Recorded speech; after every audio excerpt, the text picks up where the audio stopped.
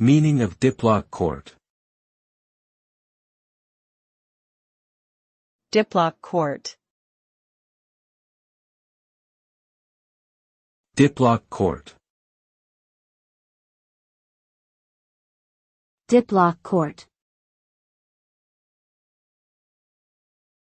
Diplock Court.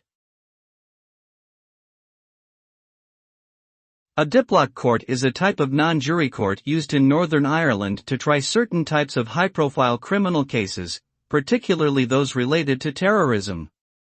These courts were established in 1972 during the Troubles and were named after Lord Diplock, who headed the commission that recommended their creation. The use of diplock courts has been controversial, with critics arguing that they are an infringement on the right to a fair trial. Despite this, diplock courts remained in use until 2007, when they were abolished for all but a few exceptional circumstances.